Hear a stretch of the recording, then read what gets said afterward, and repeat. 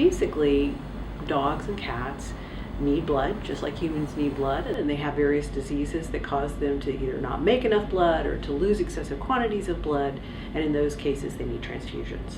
And our donor program allows us to take dogs and cats, keep them here in our facility for a period of typically 1 to 2 years, take blood on an as-needed basis to transfuse our patients, and then we adopt our donors out to homes when they're finished.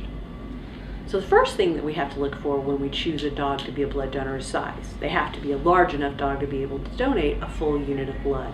And a unit of blood for a dog is the same size as a unit of blood for a human being. The next thing we look at is their blood type. They have to have an appropriate blood type. So we have to test their type and make sure that they are a universal donor, or at least that they don't have any of the types of blood that are highly likely to cause adverse reactions when transfused into other dogs.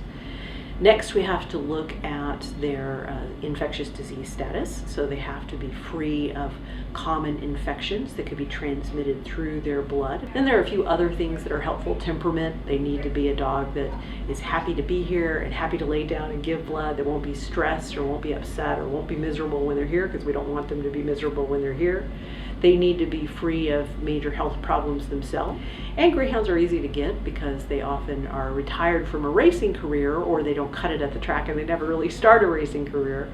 And the people that had them for that purpose are looking for places for them to go. So it works out perfectly that we can take those greyhounds, use them for a year or two here, and then adopt them to a home at the end of their time with us.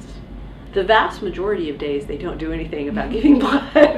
They give blood at most once every 3 weeks. So they'll spend half an hour every 3 weeks working. The rest of the time they hang out in their kennels. They have larger kennels than dogs that are in the hospital, for instance. They're taken out to walk multiple times a day.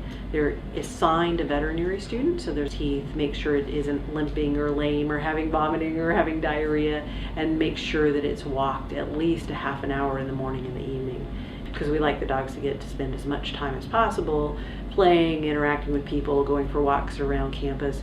And then every 3 weeks they give a unit of blood. We are in contact with some adopters who have our former greyhounds that live in the community, and they're willing to bring them in when we need them as a backup. Officer Richard came in for that exact purpose, because we'd run out of blood. We had a major surgery coming up on a dog and wanted to make sure that we had enough units. I think that they are a tremendous help, not only to the dogs that survive. Clearly they're a huge help to the dogs that survive, because the dogs wouldn't live if they didn't have transfusions of blood.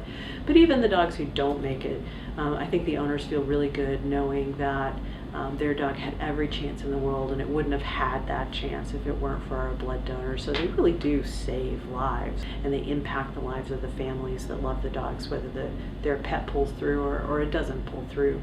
And we often get cards and notes from owners of dogs who didn't make it, but their dog had a chance because it received a transfusion.